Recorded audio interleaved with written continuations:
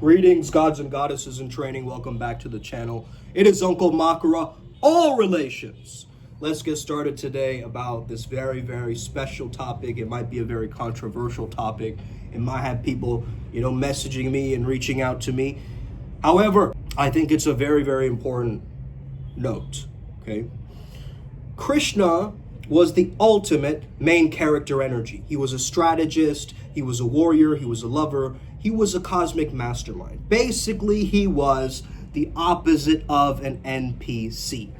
What is an NPC? An NPC is a non-player character that you often see in video games that represents stock characters or background characters who follow pre-programmed scripts lacking autonomy and any real agency. So, have you seen these ISKCON Krishna consciousness cult people chant rituals mechanically, following the rules of spiritual tradition without critical thinking or deep experience, and treating Krishna like a static religious figure rather than this living force of play, magnetism, and flow?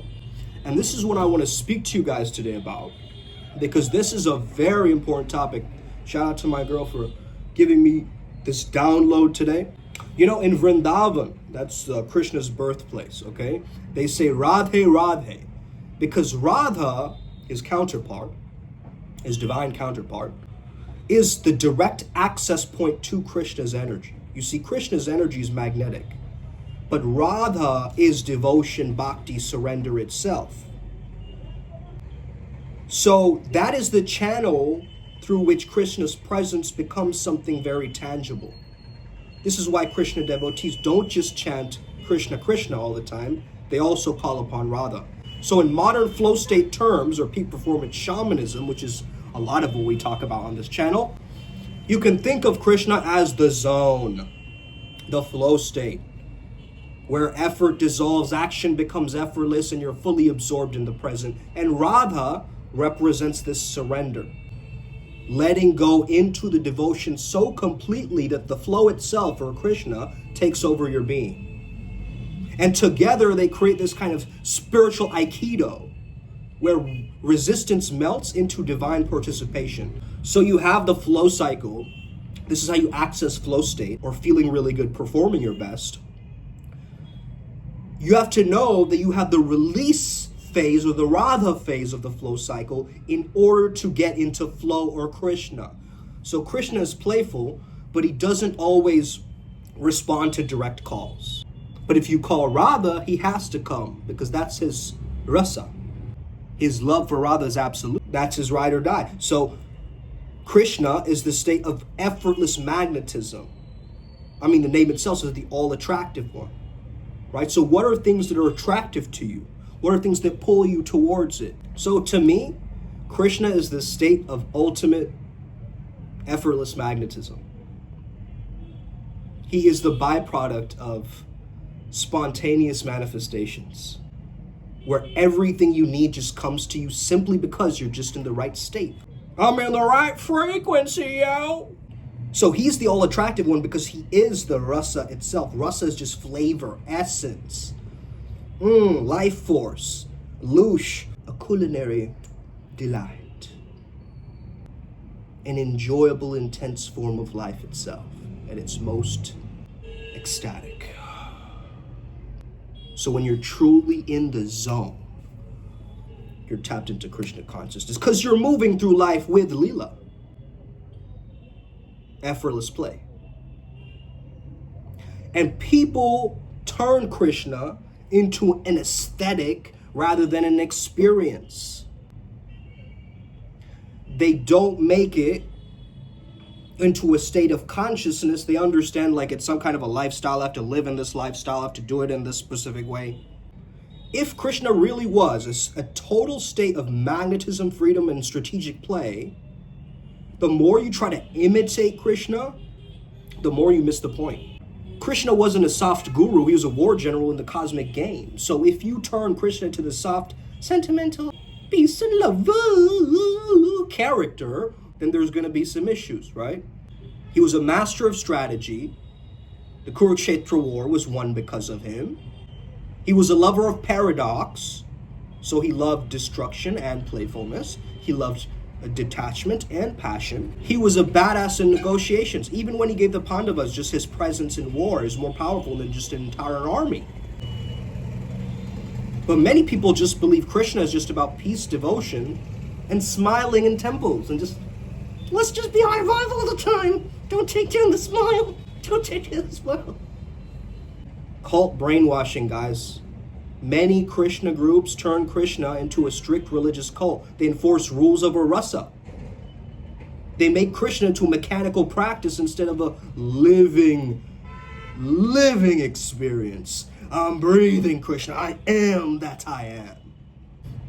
They treat Krishna consciousness like a club where you have to follow rigid rules in order to be accepted, when Krishna is the free-flowing nature. He doesn't want you to get stuck in a dogma, right? Instead of limiting Krishna to one sect, study different paths. The esoteric Radha Krishna tradition, the warrior Krishna of the Mahabharata, the tantric Krishna of the North Sampradaya. Okay, there's different versions of Krishna itself within Krishna. So we can't just label him as one deity. And man, a lot of you Krishna followers, you guys are escapists. You guys are escapists. You reject money, you reject relationships, all in the name of spirituality. This is pure nonsense. I gotta say it. Somebody's gotta say it. Somebody's gotta say it. Krishna's way is mastery of all realms. Love, war, health, wisdom, play, everything. Right? He's the ultimate polymath. You're meant to be in the world, but be untouchable by it. Just like he said. So he's this cool, charismatic, transcendent character. Why do so many devotees come across as these awkward, socially inept, and out of touch, dorky individuals? Because they make Krishna an intellectual obsession. Like, you know when you have a celebrity crush or something when you're a kid, right? And it's just, you get lost in your mind, yo. You don't get into the actual embodied experience of that. You get lost in books and temples and rules, and you forget to integrate Krishna's energy into your real life. You treat this deity like a spiritual theory rather than an embodied frequency. The same idea with Christ consciousness, the same idea, okay? Oh, I guess I have to start wearing the cross from now on. Now, for a second, just read the disclaimer and understand. I'm not trying to badmouth anyone. I'm not trying to throw shade on anyone. I respect you. If you are actually in that Krishna consciousness and you're enjoying yourself and you have the results to prove it, I'd love to see it. And I'd love to speak to you, okay?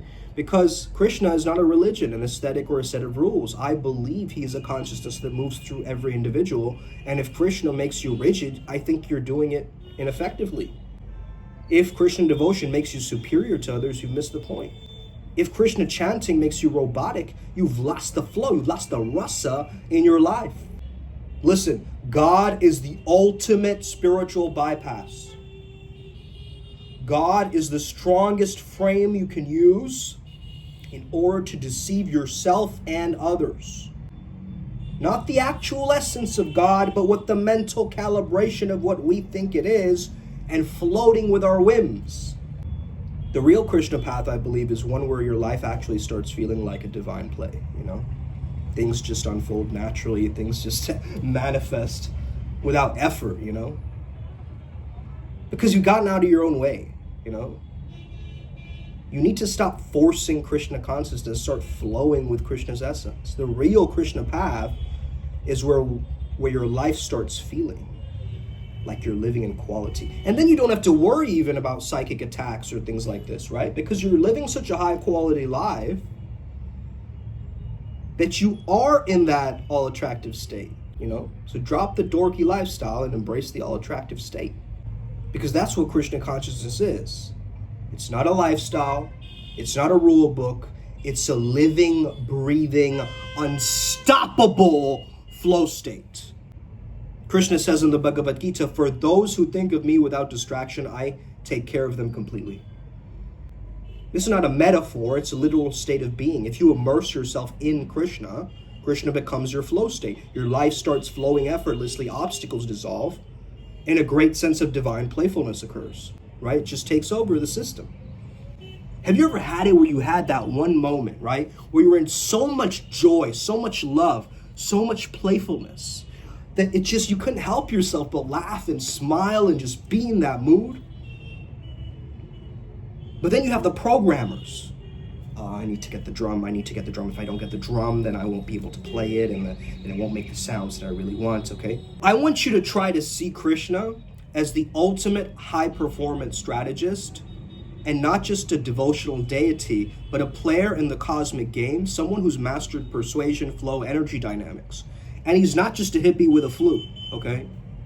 He's not just a hippie with a flute. He is one of the most dangerous and charismatic beings to ever walk the earth. And yeah, there's like peacock feathers behind me and all this kind of stuff. But again, that's my own preference. It's fine. All right, I'm not like, I need to attach to the peacock feather and must have it in my hair or whatever. No. That's not how I'm treating it. Also, this peacock feather has multiple layers of meaning for me. So it's not just a Krishna devotion tool for me.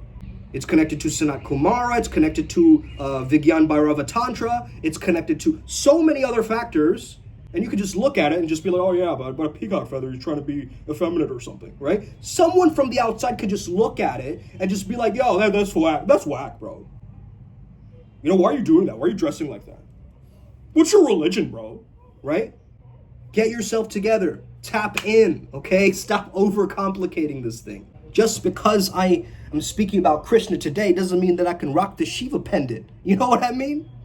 Let's get it. Upward Spiral Gang, I hope you guys enjoyed this video, man. I had fun making it.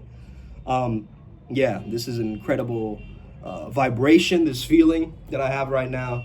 And I guess I just tapped in. Yo. Let's get it. Upward Spiral Gang. What's up?